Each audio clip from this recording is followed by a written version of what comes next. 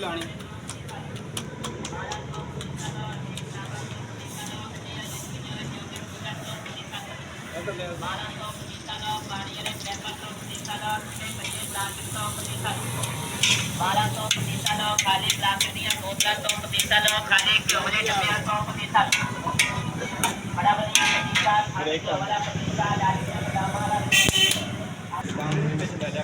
हाँ दुकान भी कर।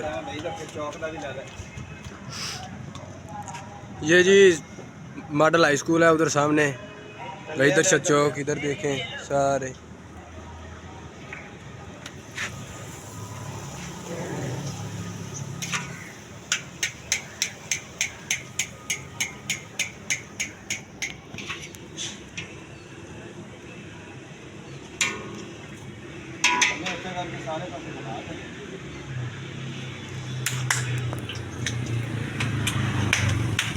दुकान का नाम भी बेचना चाहिए।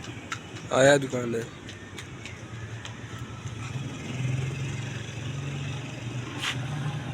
आ जा इधर आ जा।